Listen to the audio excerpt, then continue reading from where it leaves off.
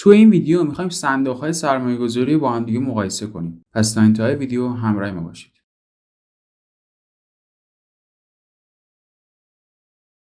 به نام خدا، سلام. با پارت سوم صندوق‌های سرمایه‌گذاری و پارت پنجم دوره آموزش بورس در خدمتتونیم. قبل از اینکه کارو شروع کنیم ممنون میشم ویدیو رو لایک کنید و کانالمون رو سابسکرایب کنید و زنگوله کنارش رو هم حتما فعال کنید. ما قبل از این دوره جامع پری-سکشن رو هم برگزار کردیم که وارد کانالمون بشید. قسمت پلیلیست ها وقتی صفحه رو بالا بکشید میتونید دوره جامع پری-سکشن رو ببینید که یه تصویر قرمز رنگ هم داره و اگر میخواید تریدر بشید این دوره قطعا میتونه بهتون کمک کنه و اصلا از دست ندید. اما بریم سراغ کارمون. سایت فیبیران رو توی ویدیو قبلی باهاش آشنا شدیم و ضریب آلفا و ضریب بتا رو یاد گرفتیم. امروز میخوایم این سایت رو هم تکمیل کنیم و دیگه صندوق‌های سرمایه‌گذاری رو ببندیم. اما یه دفعه پاورمون رو بگیم و بعد بریم سراغ سایتمون.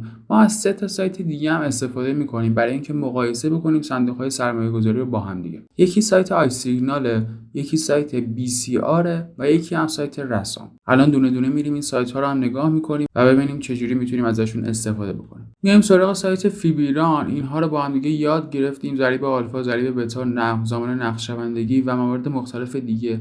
اما از ابزارهای تحلیل میتونیم نمودار تعاملی شاخص و سهام رو با هم ببینیم. میایم اینجا و میزنیم مثلا صندوق پالایشی یکم. نمودار ارزش این صندوق رو برای ما کشیده و افزودن شاخص کل رو انتخاب میکنیم و یه صندوق دیگه هم مثلا بزنیم، صندوق سلام فارابی. میبینید که این نمودار سبز رنگ بود. یه دونه دیگه هم انتخاب کنیم، آگاه مثلا. من اینا رو همینجوری دارم میزنم. تو ویدیو قبلی که ضبط کردم چشام خورد و دیدم، الان یادم افتاد اینها رو دارم انتخاب میکنم، وگرنه حالا خیلی خاص نیستن اینها. خب نگاه کنید این نمودار رو یه ذره من باز کنم بیشتر دیده بشه.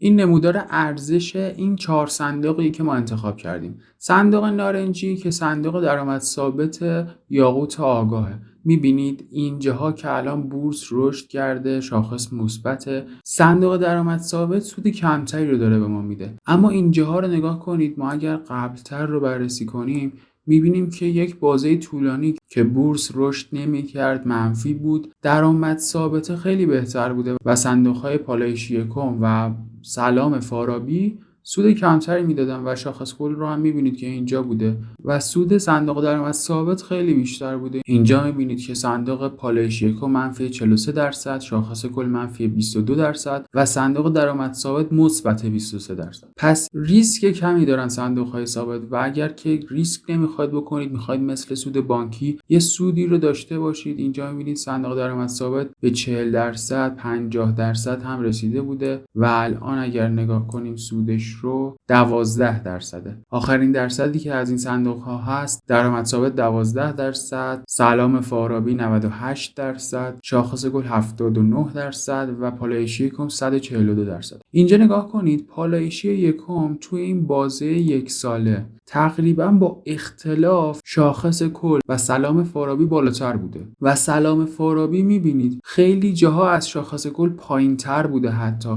و اینجاها یه ذره اومده بالاتر از شاخص کل. پس برای مقایسه خیلی خوبه. من اگر مثلا 2 تا گزینه داشتم، رسیده بودم با تحقیقاتی که کرده بودم به 2 گزینه، اینجا هم میتونم یه مقایسه‌ای رو داشته باشم که ببینم پالایشی یکم چه نوع سودی داده، چه شکلی سود داده و سلام فارابی چه نوع سودی رو داره. اما بریم سراغ سایت‌های بعدیمون. سایت آی سیگنال، سایت بعدیمون که معرفی کردم که اینجا هم میتونیم بازده سالانه رو نگاه کنیم، صندوق‌ها رو دسته‌بندی شده اینجا ببینیم، صندوق درآمد ثابت، صندوق سهامی، صندوق‌های مختلف و مثلا مشترک کارگزاری بانک ملی رو کلیک می‌کنیم روش، اطلاعاتش رو ببینیم. اینجا نمودار ارزش دارایی‌هاش رو می‌بینیم، اینجا اطلاعاتش رو داریم می‌بینیم و می‌بینیم که دارایی‌هاش کجا الان پخش شده. می‌بینیم که 28% الان توی 5 سهم اصلی بازاره و 70%ش توی بقیه سهام هاست. می‌بینیم که کلا روی سهام ها سرمایه‌گذاری کرده. سپرده و سایر دارایی‌هاش کمتر از 1% و اطلاعیه‌هاش رو می‌تونیم بخونیم و و اطلاعات خوبی رو دربارش به دست برید. سایت بعدی سایت BCR بود، همونجوری که گفتم، شرکت رتبه‌بندی اعتباری برهان، که اینجا میتونید ببینید شیوه رتبه‌بندی ها رو و این بالا ارزیابی رتبه‌بندی ها رو میتونیم بزنیم و صندوق‌های سرمایه‌گذاری رو میتونیم انتخاب کنیم. اینجا فایلش رو دانلود می‌کنیم و میتونیم باز کنیم که حالا دیگه من اینجا این کار رو نمی‌کنم. و سایت بعدی سایت رسامه که اینجا هم باز همون اطلاعات رو میتونیم ببینیم که توی سایت فیبیران داشتیم.